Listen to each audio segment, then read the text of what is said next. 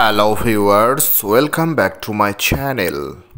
আজ আমি আবার একটি নতুন ভিডিও নিয়ে চলে এসেছি। ভিডিওটি প্রথম থেকে শেষ পর্যন্ত মন দিয়ে দেখুন।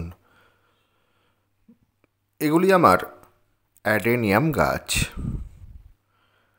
এই গাছগুলি সব বীজ থেকে তৈরি। কি সুন্দর কর্ডেক্স অঞ্চলগুলো কত সুন্দর স্ফীত হয়েছে, কত সুন্দর বৃদ্ধি পেয়েছে দেখুন। এখন বৃষ্টির জল থেকে পুষ্টিমৌল পাচ্ছে, বেশ বেড়ে উঠেছে এরা। কিন্তু এই অতিরিক্ত বৃষ্টিতে অর্থাৎ বর্ষাকালে এই গাছের একটা সমস্যা দেখা দেয়, যেটা হচ্ছে ফাঙ্গাস লেগে যায় পাতায়, পাতা নষ্ট হয়ে যায়, পাতায় স্পট আসে। প্রথমেই বন্ধুরা আপনাদের বলবো, ড্রেনেজ সিস্টেমটা আপনারা দেখে নিন, এটা আগে জরুরি। তারপরে এই যে আগাছা জন্মায়, টবের আগাছা প্রচুর সৃষ্টি হয়, ঘাস, ছোট ছোট গাছ, সেইগুলো কিন্তু আপনারা পরিষ্কার করে ফেলুন। কারণ এই আগাছা আপনাদের হাতে করেই তুলে ফেলতে হবে, এখানে কোনো ওষুধ অ্যাপ্লাই করা যাবে না। অতএব হাতে করে আপনাদের সপ্তাহে এই আগাছা এইভাবে পরিষ্কার করে ফেলতে হবে। নতুন বাগানিরা খুব ভালো করে দেখুন, এইভাবে একে একে যতগুলি আপনাদের গাছ আছে সব গাছের আগাছা আপনারা এইভাবে পরিষ্কার করে নিন। তাহলে ড্রেনেজ সিস্টেমটা খুব ভালো করে চেক করে নেবেন। টবের মাটি, মানে যে টবের নিচে যে হোলগুলো আছে, যে ছিদ্রগুলো আছে, সেগুলো কিছু দিয়ে একটা খুঁচিয়ে নিন, যাতে অতিরিক্ত জল না জমে। আর এর আগে তো আপনারা জানেন যে অ্যাডেনিয়ামের কীভাবে মাটি প্রস্তুত হয়, কীভাবে পরিচর্যা, এছাড়া বর্ষাকালীনও আমি একটা পরিচর্যা দিয়েছিলাম। এই যে দেখুন, এইভাবে স্পট, অতিরিক্ত গাছ ভিজলে এরম স্পট আসবে বর্ষাকালে, এরমভাবে পাতা ফেটে ফেটে কেটে কেটে যাবে। এই সমস্যা কিভাবে দূর করবেন, আজকের মেন আলোচনা এটাই আর কি। ভালো করে শুনুন। এইরকম স্পট আসলে আপনাদের কি করতে হবে, কপার বেসযুক্ত ফাঙ্গিসাইড কি আছে, ব্লু কপার, ব্লাইটক্স, যে কোনো একটা নিয়ে নেবেন। দিয়ে কপার বেসযুক্ত ফাঙ্গিসাইড 1.5 গ্রাম 1 লিটার জলে গুলে আপনাদের পাতাতে স্প্রে করতে হবে 7 দিনে একবার। মনে থাকবে, খুব ভালো করে পাতাতে আপনারা স্প্রে করে দিন 7 দিনে একবার। দেখবেন এই সমস্যা আস্তে আস্তে দূর হয়ে গেছে। মনে থাকবে।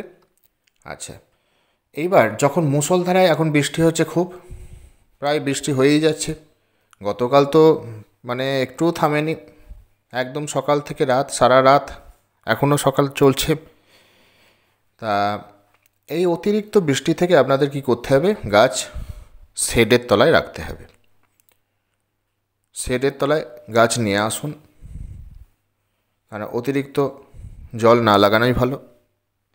এমনি প্রথমেই বললাম, পুষ্টিমৌল পাচ্ছে ঠিকই, কিন্তু অতিরিক্ত জল এদের অসুবিধা।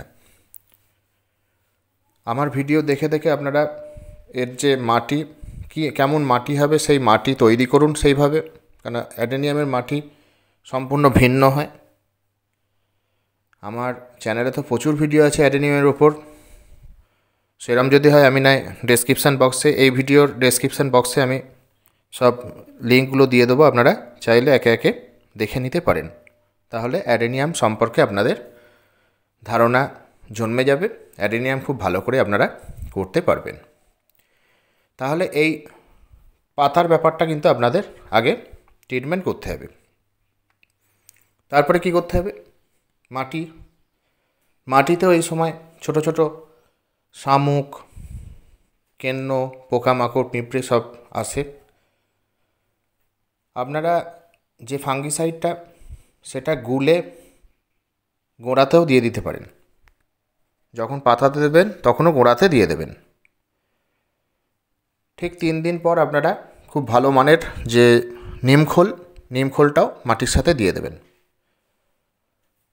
দিয়ে দিলেন, তাহলে মাটির ঝামেলা, আচ্ছা রুট ড্যামেজ হবে না, যে ফাঙ্গাস লাগবে না, ফাঙ্গিসাইড তো দিয়ে দিলেন গুলে, প্লাস পাতাও দিয়ে দিলেন। এইভাবে এটাকে বাঁচালেন। এইবার আমি কি বলছি প্রত্যেকটা ভিডিওতে এখন, যে লিকুইড ফার্টিলাইজার এখন দেয়া যাবে না, যেহেতু বর্ষা চলছে, যে একটা ফাঙ্গাসের উপদ্রব হবে। সেই জন্য আমরা এখন খোল পচা জল, সবজির খোসা পচা, কলার খোসা পচা এগুলো কিন্তু দিচ্ছি না। তাই বলে কি গাছ খেতে পাবে না? বৃষ্টির জল থেকে তো গাছ পুষ্টিমূল্য পাচ্ছেই। এছাড়া আমরা কি করতে পারি, যে সিউইড এক্সট্র্যাক্ট যেটা আর কি সামুদ্রিক যে শৈবাল, সেই শৈবাল থেকে যে একটা জৈব খাদ্য, যেটা বেশ পুষ্টিমূল্য পায় গাছ, বেশ কিছু অনুখাদ্য পেয়ে থাকে আর কি। তা সেই সিউইড এক্সট্র্যাক্ট আমরা কিনে আনব, সেই খাবার আমরা মাটিতে ছড়িয়ে দেব। একটা দানা ফর্মে পাওয়া যায় এটা, সেটা নিয়ে আসবো, দিয়ে নিয়ে আমরা মাটিতে ছড়িয়ে দেবো। এইবার টব অনুযায়ী দেবো আমরা। ধরুন যদি বড় গাছ, বড় টব হয়, 10 ইঞ্চি যদি হয়, 1 চামচ দিয়ে দিল, আর হাফ তার থেকে ছোটো টব হলে 6 থেকে 8 ইঞ্চির মধ্যে হাফ চামচ আমরা ছড়িয়ে দিয়ে দেবো। এই খাবারটা আমরা দিতে পারি। এই খাবারটা অসুবিধা নেই, সম্পূর্ণ অর্গ্যানিক। অতএব এই খাবারটা আমরা এখন মাসে একবারই দেব, বেশি দেওয়ার দরকার নেই। তাহলে মনে থাকবে এটা আমরা করতে পারি। আর যেহেতু এটা মরু অঞ্চলের গাছ, প্রথমেই তো বলেছি জলটা দেখতে হবে আর কি। এটা তো প্রচুর রোদ ভালোবাসে, কিন্তু এখন মেঘলা ওয়েদার, রোদ তো পাচ্ছে না। যখন উঠবে তখন সেট থেকে যখন বৃষ্টি ছেড়ে যাবে, তখন বাইরে খোলা আকাশে দিয়ে দেবেন। আবার অতিরিক্ত জল থেকে বাঁচিয়ে রাখুন, মোট কথা এটা করতে হবে। আর ফাঙ্গিসাইড কিন্তু সপ্তাহে 1 দিন করে পাতাতে দিতেই হবে, প্লাস গোড়াতেও দিতে হবে, তবেই কিন্তু আপনাদের গাছ ভালো থাকবে। এগুলো যেহেতু বড় হচ্ছে আর কি আস্তে আস্তে, ছোট গাছ, অতএব এদের তো কেয়ার করতে হবে, প্লাস আপনাদের বড় গাছেও এইভাবেই কেয়ার করবেন। তাহলে এটা বোঝা গেল, এই পাতার এই সমস্যাটা দূর হয়ে যাবে। কি খাবার আমরা এখন অ্যাপ্লাই করব, বৃষ্টি থেকে কিভাবে আমরা বাঁচাবো, সব কিছু আমরা বললাম। আর যারা নতুন, যারা দেখছেন আজকে, হয়তো প্রথম দেখবেন যারা, তাদের জন্য আমি আবার এই ভিডিওর ডেসক্রিপশান বক্সে যাবতীয় আমার চ্যানেলের যে অ্যাডেনিয়াম সম্পর্কিত যে ভিডিও, তাদের লিঙ্ক আমি একে একে দিয়ে রাখবো। আপনারা অতি অবশ্যই সেই লিঙ্কে ক্লিক করে ভিডিওগুলো দেখে নেবেন। আশা করছি আপনাদের ভিডিওটি ভালো লেগেছে। আশা করছি এই ভিডিও থেকে আপনারা অনেক কিছু জানতে পারবেন। যদি ভিডিওটি ভালো লেগে থাকে অবশ্যই লাইক করুন, বন্ধুদের সাথে শেয়ার করুন, কিছু জানতে আমায় কমেন্ট করুন, আর যারা নতুন তারা চ্যানেলটি সাবস্ক্রাইব করুন। Thank you.